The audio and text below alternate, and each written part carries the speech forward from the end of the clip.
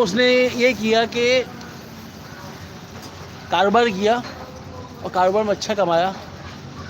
باقی بھائی کو اس نے بولا کہ یار ہمیں فکر تھی کاروبار کی, ہم نے کاروبار کر لیا, اب تم کسی چیز کی فکر نہ کرو, جب تک میں زندہ ہوں تم پڑھو. بھائی کو پڑھایا, بیچلر ماسٹرز کروایا, پی ایچ ڈی کروایا. اب وہ بھائی ہے, اس کا انتقال ہو گیا, مگر اب وہ جو بھائی اس کا جو اس کا حلال کھائے گا وہ اس کے لیے سکھا جا رہی ہے. کس کے لیے؟ جس بھائی نے اس کو پڑھایا. اب جیسے آپ اپنے بھائی کو پڑھا رہے ہو, جو پڑھائی کر کے اس کے حلال کمائے گا تو یہ رزق جاری آپ کے لیے اور آپ کی آنے والی نسلوں کے لیے. ہاں اگر اس کا حرام کمائے گا تو پھر اس کا فیل اس کے ساتھ ہے. آپ نے تربیت اچھی کی, اپنے بڑے بھائی ہونے کے ناطے آپ نے اس کی تربیت اچھی کی, تو اللہ تعالیٰ اس کا اجر آپ کو دنیا میں بھی دے گا اور آپ کو آخرت میں بھی دے گا. اور پڑھائی بہت ضروری ہے.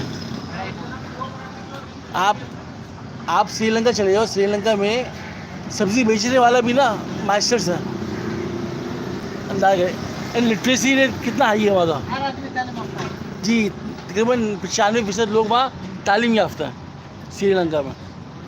اور خالی سری لنکا نہیں, اسی طرح آپ جاؤ بنگلہ دیش, بنگلہ دیش کا ریشیو کم ہے, انڈیا کا بھی ریشیو کم ہے, مگر کیا ہے کہ وہاں تعلیم یافتہ زیادہ لوگ ہیں. پاکستان میں ہماری الٹا ہے. ہمارے یہاں خاص طور پہ افسوس کے ساتھ کہنا چاہیے, ہمارے جو پٹھان بھائی ہیں چائلڈ لیبر سے زیادہ آپ کو پڑھانے ملے گا. کہ بچہ بھی اس کو پیشاب پخانا دھونا نہیں آیا, اس کو آپ نے ہوٹل میں بٹھا دیا. اور یہ کہ المیہ ہماری یہاں ہمارے معاشرے میں کہ جو مرد ہے, جسے آپ بتا رہے ہیں نا والد صاحب, تو یہ مرد ہمارے یہاں بڑا بھیس ہے. ہم نے ایسا بھی معاملہ دیکھا ہے کہ میاں بیوی میں شادی ہوئی, بچے ہوئے, اور پھر بیوی کو ہوئی طلاق, یا بیوی نے لے لیا خلا.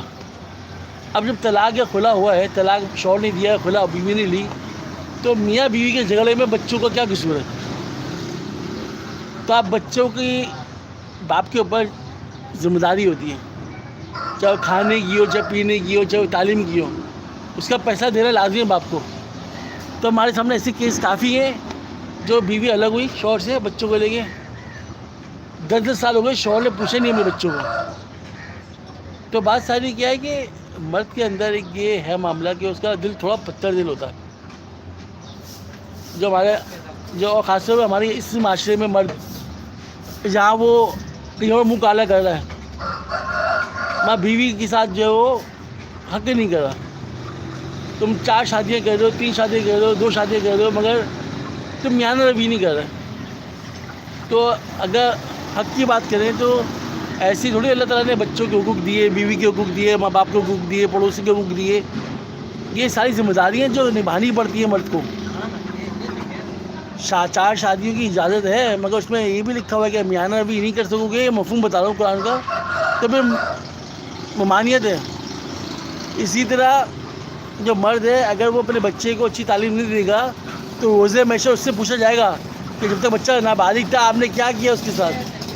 آپ نے اس کو دینی تعلیم دلوائی, اس کو آپ نے حلال اور حرام میں فرق بتایا.